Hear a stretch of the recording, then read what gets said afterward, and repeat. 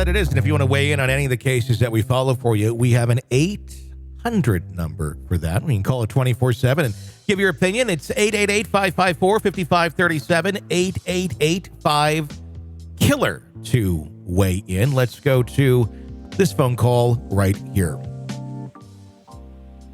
Hey, Tony. This is Christy from Los Angeles. Just had a couple questions and wanted to get your thoughts on something about Bryan Kohberger.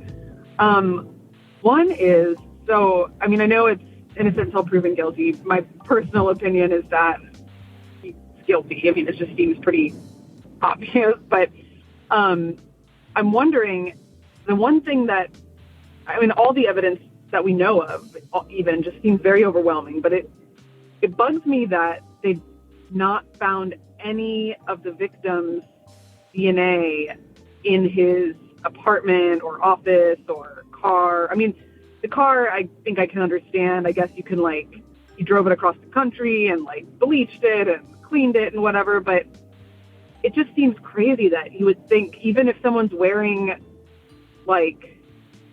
protective gear, that there's no transfer DNA from 4 bloody victims anywhere in his house, his apartment.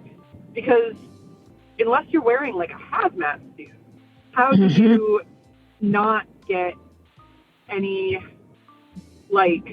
anything from the crime scene on you?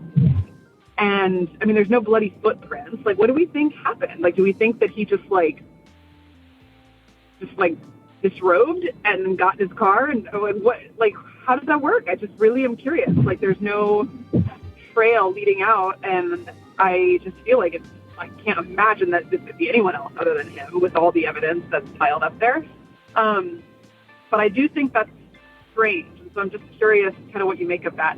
Also, I wanted to throw out just layman's guessing of a defense strategy, because they're not offering an alibi and asking for time to craft an alibi or whatever. I feel like one potential alibi could be that he went to that house to buy drugs, because we know he had a drug problem in the past, and that's an illegal activity. So I wonder if they could say something like he went there to buy drugs and walked in and they were murdered and he was terrified and he ran away. That's bullshit, but still, it's possible. Or he could just say I went there to buy drugs and when I left they were all still alive. It must have happened after I left, but that's why I was there when my phone shows I was there. That's why I turned my phone off, because it's suspicious to be buying drugs, and I didn't want to get in trouble for that. And I didn't come out and say that I'd been there when I found out they were murdered, because I didn't want to get in trouble for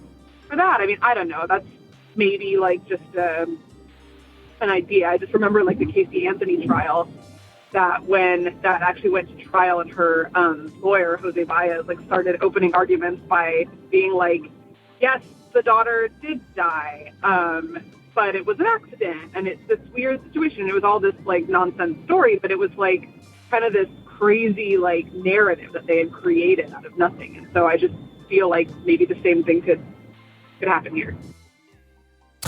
I think that's something a lot of people have thought of as being the narrative. I doubt they're going to go down that road with a narrative like that. Supposedly he does have some sort of alibi. At least that's what they keep saying, to being exonerated. As far as why that has not yet been said, that's a mystery to me, and I think everybody else. If you have exonerating evidence, you're going to throw it out there and get him freed and move on. If there truly is exonerating evidence that is that clear cut. But if there's not really that clear cut of evidence to exonerate him, then you're talking a defense, not necessarily exonerating evidence. So it's going to be interesting to see exactly where all of that goes and how it all plays out. What are your thoughts? I think she makes a really valid point, because why wasn't there blood all over the place? I used to work in Oh, go ahead. Go ahead. I got a thought on that too, but go ahead. Okay. I used to work in a vet clinic, and I've come home and gotten in my car, and maybe after a really horrific hit by car case, I've changed out of my scrubs. I've tried to clean myself up and I still have something on me. And it's like, oh my God, I don't know how you can get rid of all of the DNA that's out there. So, she does make a valid point that he almost needed to be in a hazmat suit, because if you are stabbing somebody, that blood's going to be all over. We saw pictures of the blood dripping out of the house. There was so much of it. So where'd it go? Well, I think that's part of the question. Could he have been in a hazmat suit? I guess, but the witness that saw him leave did not describe someone that was in a hazmat suit, and there was not a hazmat suit that was left behind. Where did it go? I don't know exactly. I would assume that a lot of it was cleaned up before he was caught. But keep in mind, too, just because we haven't heard that there's more DNA evidence found on his person or at his home or anywhere, doesn't mean they don't have it. It simply means that it's behind closed doors right now.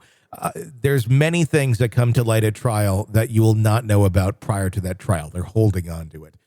So very likely the defense and the prosecution both know if that does exist, but neither are going to want to talk about that beforehand.